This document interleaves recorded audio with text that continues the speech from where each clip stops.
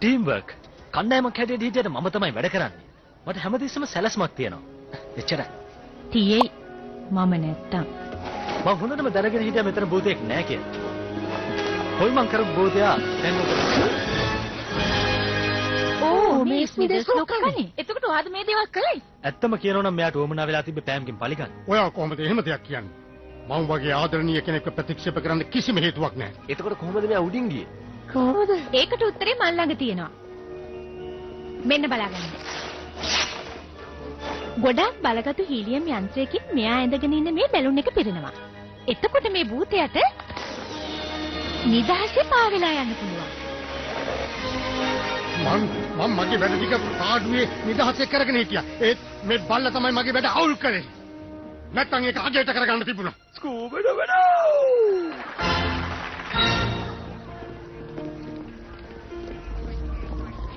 Ready?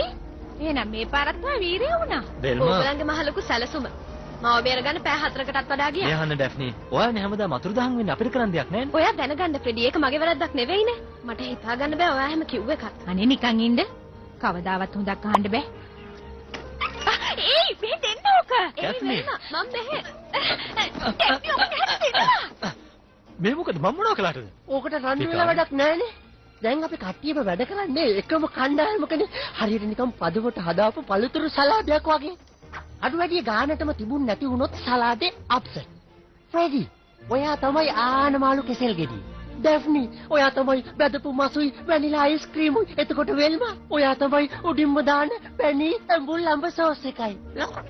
කියනකොට කඩට කෙලක් තුනනවා නේද ස්කූබි? ඔව් ඔව්. ඔයා දන්නවද ෂැගි?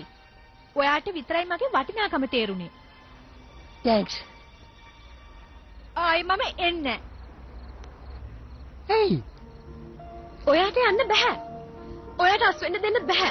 මොකද ඊට කලින් මං අස් වෙන්න හිටියේ. ඔයා කලින් අස් වුණා තනිත් අය හිතයි මං වගේ උපදෙස් තරම් අස් වුණා කියලා. නෑ පොඩ්ඩක් ඉන්න. ඉතින් මං අයින් වෙන්නම්කෝ. මං අස්සලා යන්න. මං දැන් අස්සලා යනවා. ෂැගි මමත් යනවා යන්න. ගියේ එකමයි හොඳ. අනේ මේ යන්න එපා. බල්ලෙක් එක්ක තනියෙන් මම මොනවා කරන්නද? කරුණාකරලා එන්නකෝ. ඔයත් යනවද? නෑ ස්කූබි. යාළුවෝ එහෙම කරන්නේ.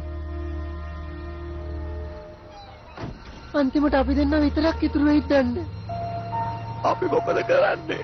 අපි හැමෝම පුළුවන් විදියට වැඩ කෙරුවානේ.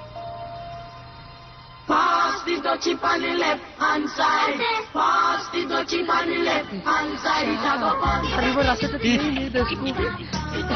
දෙපැත්තේ දාලා ගොම්මිරිස් කුඩු ටිකක් කියලා අඹ සෝස් ටිකකුත් දාමු. ස්කූබි, ඔයා දන්නවද? නිකන් වම්බටු බනිස් වලට වැඩිය මම වැඩිපුරම කැමති චොක්ලට් යාරයක් විතර දාපු වම්බටු බනිස් වලට. සෝස් දාන්නත් ඕනේ. ඇත්තටම අනිත් පැත්තේ තියෙන කොච්චර ලස්සනද?